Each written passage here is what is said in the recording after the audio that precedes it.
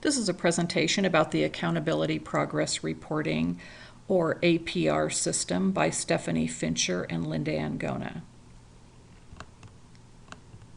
This is a system that's currently in disarray, but first we'll talk about what it has historically been.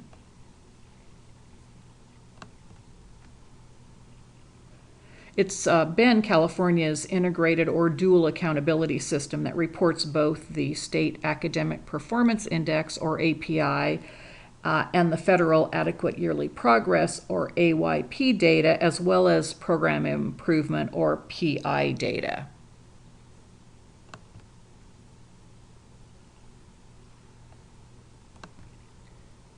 Data is collected for all numerically significant subgroups, including all major racial and ethnic groups, socioeconomically disadvantaged groups, English language learners, and students with disabilities.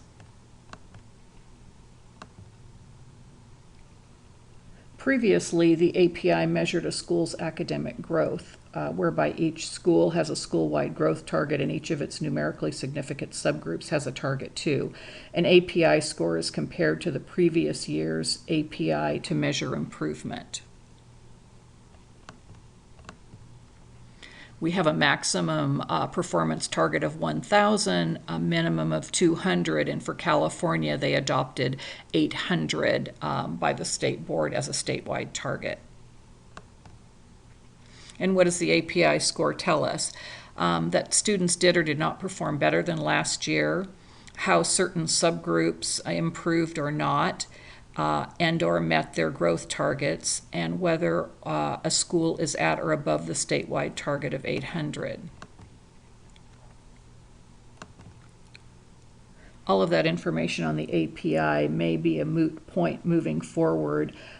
In March of 2014, the State Board of Education approved the State Superintendent of Public Instruction's recommendation to not calculate the Academic Performance Index reports for 2014. And then at their March 2015 meeting, they suspended those reports for a second year, presumably to give them time to regroup and consider a new accountability system. At the federal level, the AYP was enacted by the No Child Left Behind Act of 2001 and indicated that schools must meet annual targets that increased over time. And I think most people thought those targets were unrealistic to begin with, but the goal was that 100% of students were proficient in English language arts and mathematics by 2013-14.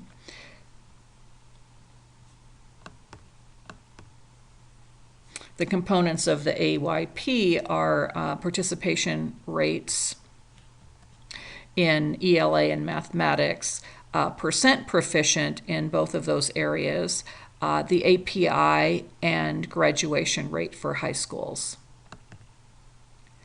And the AYP score tells us what percent of students participated in the STAR or CASE assessments, what percent of students are proficient or advanced in English language arts and mathematics, and how many more students are proficient or advanced this year compared to last. Also, whether a school is performing at or above the state target, whether a school's subgroups are performing at or above the state target, and whether a school's achievement gap between subgroups is narrowing.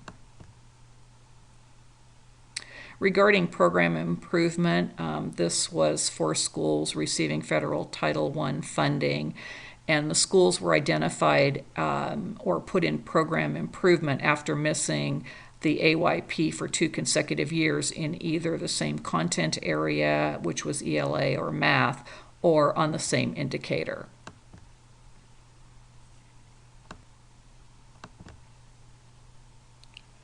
Currently, we're in a holding pattern. Critics say that until the accountability system is redefined, especially in terms of how the new assessments align to the new system, we will not have a workable system or one that makes sense. And there are fears that the powers that be will try to recreate what we have moved away from. So until they define the system, it is a wait and see. Students this year will get test results, but there will be no school site or district results using comparable data. Critics of this dual accountability system are calling for reforms for the following reasons. One, that federal and state accountability systems have resulted in contradictory assessments of performance.